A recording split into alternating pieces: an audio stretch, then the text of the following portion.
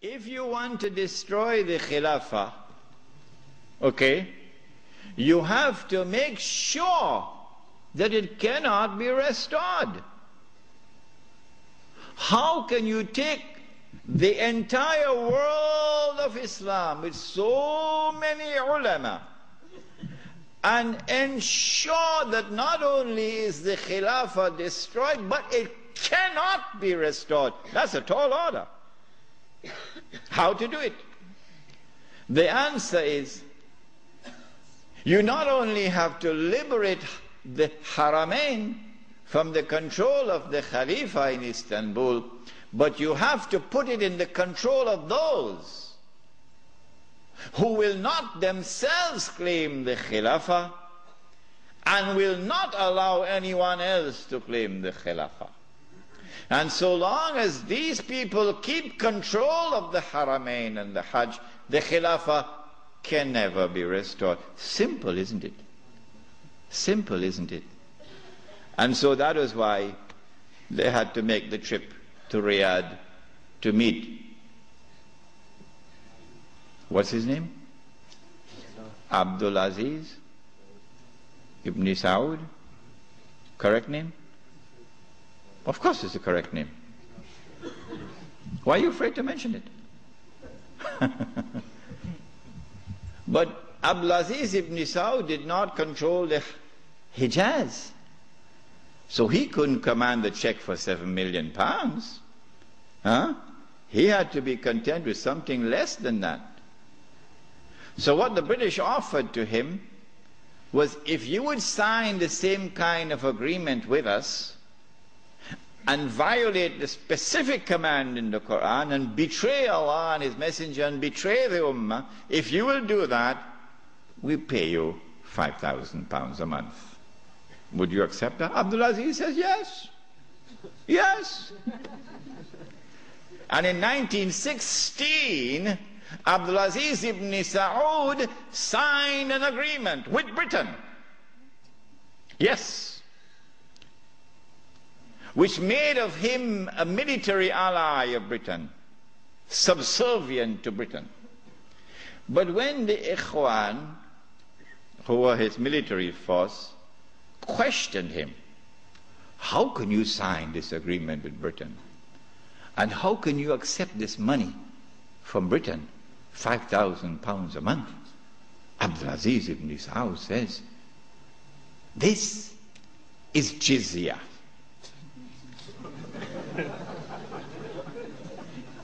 Jizya is what they pay to me because I control them.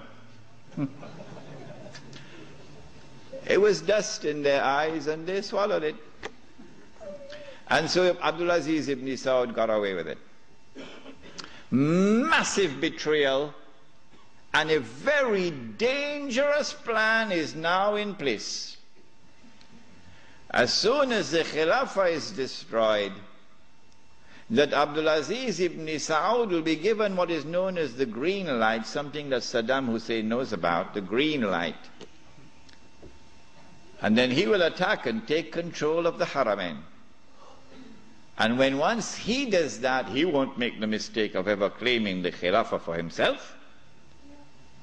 And he will never allow anyone else to claim the Khilafah, because no one else can take the control of the Hijaz and the Haramain from them, because they are supported by Britain.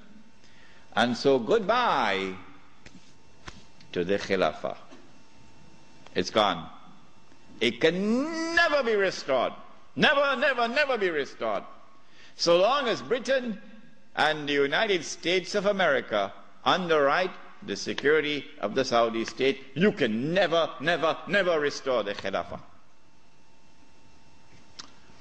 By 1919,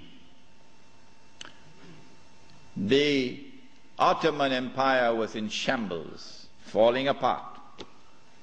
And a British army under General Allenby, with many Arabs and Punjabi Muslims fighting faithfully under his control, attacked the Turkish garrison which was defending Jerusalem, defeated it, and liberated the Holy Land.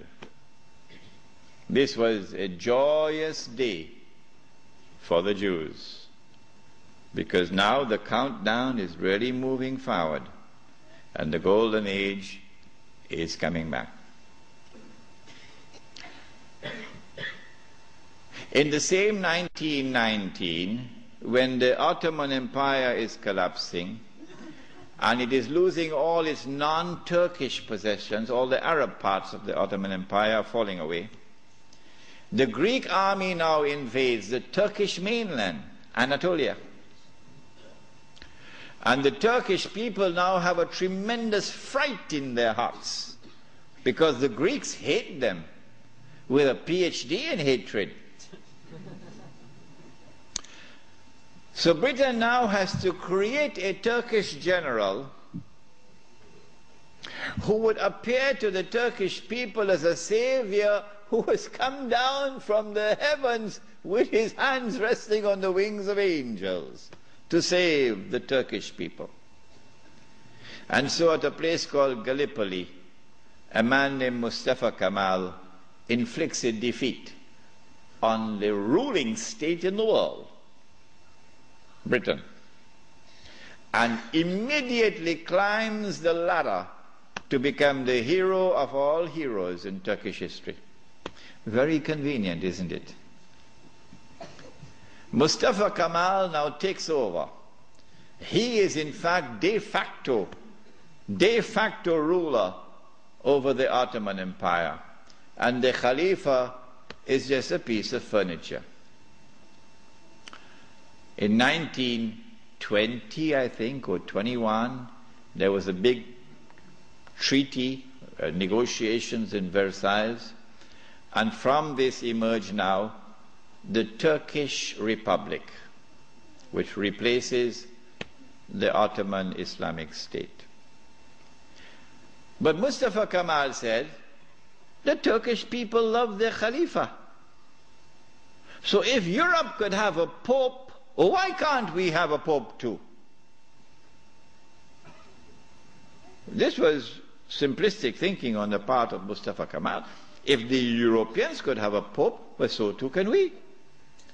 So the new Turkish government of Mustafa Kemal decided to take the Khilafah and remove from it all political authority and make the Khalifa the equivalent of the Pope. This was 1922. And things were going fine for him. Turkish people were happy. Khilafah is still there. And the leadership of the revolution in Turkey were very happy because we have a secular state now, modeled after the European state.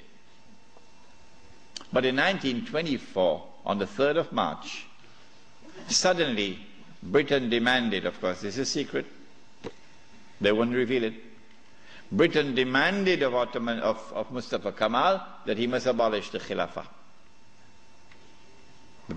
The demand came from Britain. And on the 3rd of March 1924, the Turkish Republic abolished the Khilafah. The question we have to ask is, why did they do it when there was no need to do it? Nothing. It represented no threat whatsoever to the secular Turkish Republic. The answer for the abolition of the Khilafah on the 3rd of March 1924 is located in a place called India. But even the Indian scholars of Islam are not aware of it. Even they are not aware of it. When the attack on the Khilafah was taking place in the 1916, 17, 18 period, then Indian ulama, at that time the Indian Muslim community was one of the most influential Muslim communities in the world. And the Indian Muslim community was led by leaders who knew Islam and lived Islam. Men like Maulana Muhammad Ali Jawhar, Maulana Shaukat Ali, Maulana Sayyid Suleiman Nadwi, Mufti Kifayatullah, men who knew Islam and lived Islam. And they wanted to get rid of British imperial rule in India. so that when they got rid of the British, they could restore Islamic rule over Muslims. That's all they wanted. Get rid of the British and restore Islamic rule over Muslims. And they realized that they could mobilize the Muslim masses of India over this issue of the Khilafah, because everybody loved the Khilafah. And so they established a movement which they call the Khilafat movement, Harakatul Khilafah, the Khilafat movement.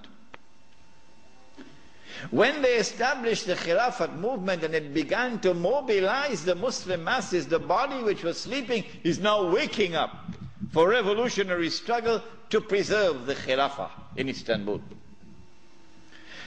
The leader of the Hindus realized, but wait a minute, the Muslims want the same thing that we want.